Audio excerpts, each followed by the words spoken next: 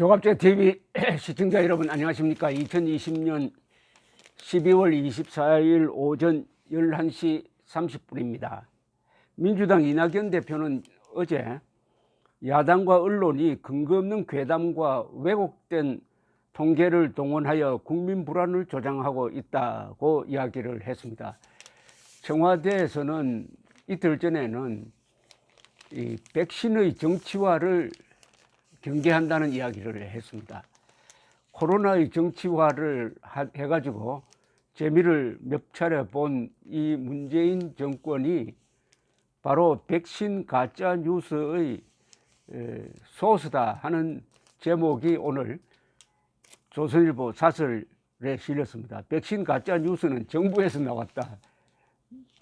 백신을 개발한 나라에서 먼저 접종되는 것은 불가피한 일이다. 이것은 문재인 대통령발 가짜뉴스라는 이야기인데요.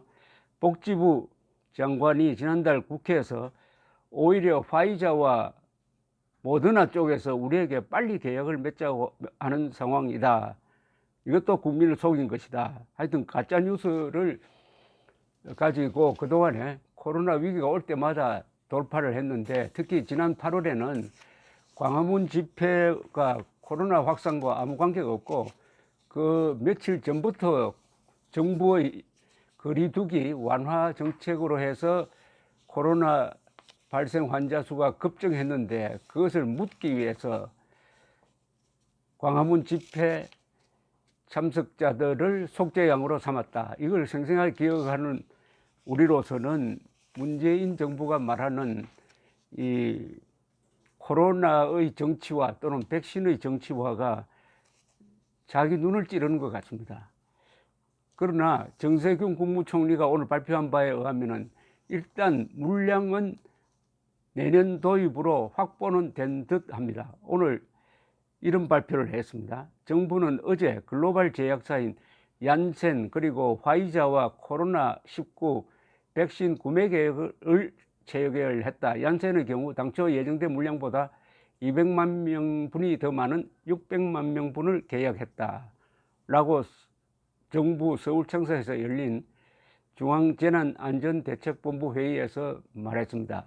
얀센은 내년 2분기부터 접종을 시작할 예정이라고 했습니다.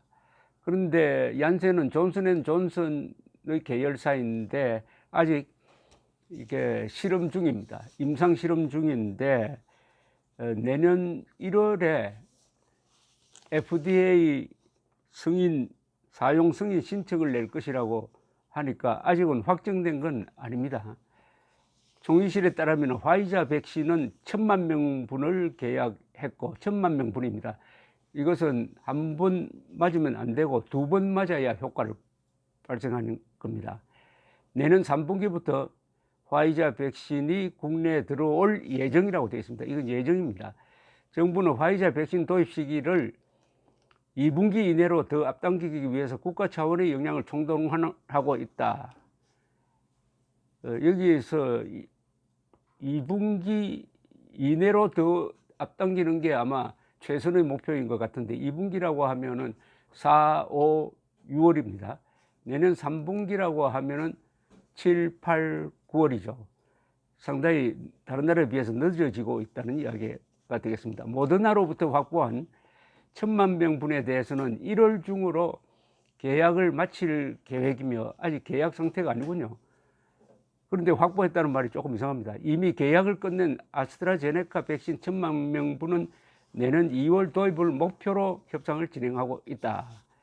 이게 다 목표로 한다, 마칠 계획이다 등등 이렇게 돼가지고 구체적으로 딱 언제 들어온다, 날짜가 확정된 거는 아직 없는 것 같습니다. 이 아스트라제네카는 영국에서 개발 중인데 임상시험이 아직도 진행되고 있고, 이 방역 효과가, 예방 효과가 약 70%로 이 모더나나 화이자에 비해서 상당히 떨어집니다. 정 총리는 영국, 미국 등 여러 나라에서 코로나19 백신 접종이 시작되었다. 대부분은 백신이 절박한 나라들이다. 우리 정부는 먼저 접종된 백신이 실제로 안전한지 효과는 충분한지 면밀히 들여다보면서 우리 국민들께서 가능한 한 빨리 그리고 안심하고 접종을 받으실 수 있도록 꼼꼼히 챙기겠다. 이건 변명처럼 들립니다. 면밀히 들여다본다고요? 면밀히 들여다본다. 그럼 다른 방법이 있습니까? 면밀히 들여다보는 경우에 이제 부작용이 얼마나 나느냐를 들여다보겠다는 건데, 부작용이 난다고 한들 다른 선택의 여지가 없습니다. 우리가 자체 개발하지 않는 한. 정 총리는 또 백신 구매의 법적인 권한은 질병관리청에 있습니다만 백신만큼은 한 부처의 일이 아니라 정부 전체가 책임진다는 각오로 임하고 있다. 이것도 자기 변명의 문법인데 이런 이야기를 왜 하는지 모르겠습니다.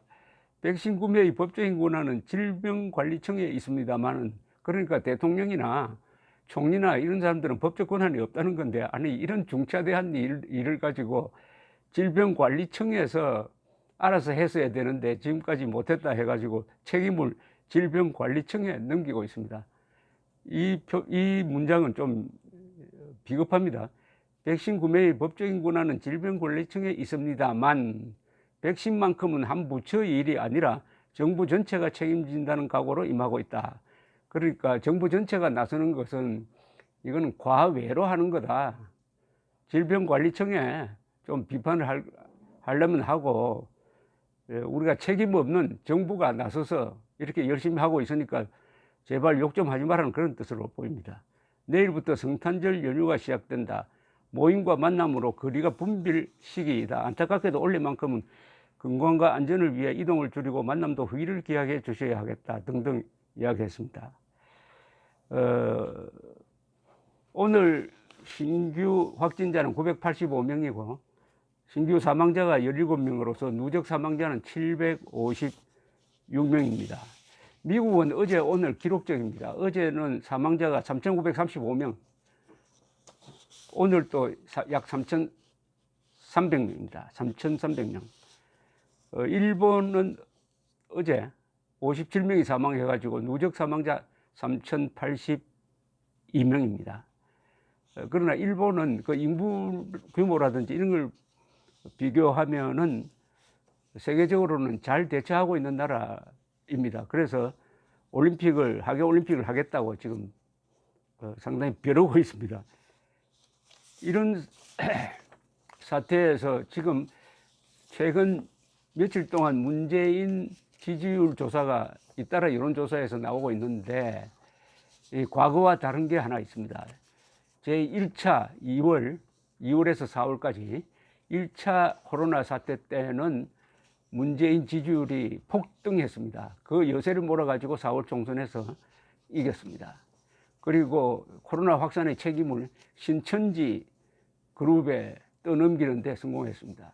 지난 8월 문재인 지지율이 추미애 사태로 인해 가지고 39%대로 떨어졌을 때 광화문 집회, 8.15 광화문 집회에 떠넘겨 가지고 위기 탈출했습니다. 2번은 성공을 했어요.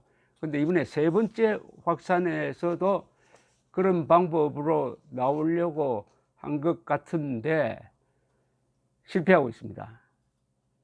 왜 실패했느냐? 2차례 당하는 동안, 국민들이 속임을 당하는 동안에 이제 알았던 것이고, 또 하나는 백신 확보에 실패했다는 것이 만천하에 드러났으므로 이제는 오히려 문재인 지지율을 떨어뜨리는 역할을 하고 있습니다. 코로나 급주기로 해서 두 번은 성공했는데 3번째 실족했습니다.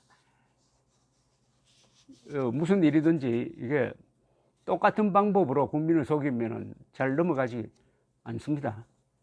더구나 문재인 대통령이 자기는 빨리 확보하라고 했는데 아래 사람들이 따르지 않았다 해가지고 상당히 화를 냈다는 보도가 나왔는데, 이게 만약 사실이라면 이것은 문재인 대통령이 대통령 자격이 없다는 이야기입니다.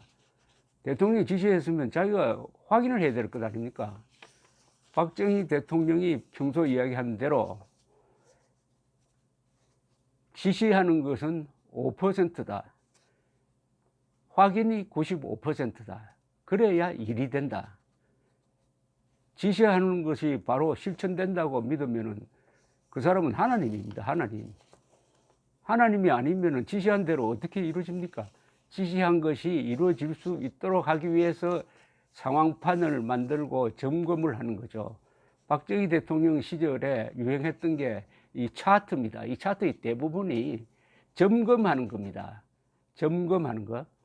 점검을 소홀히 하면은 이게 배를 만들어도 바다로 가지 않고 저 산으로 올라가는 수가 있습니다. 문재인 대통령의 리더십에 결정적 흠이 하나 있습니다. 이 사람이 현장을 기피합니다. 현장을.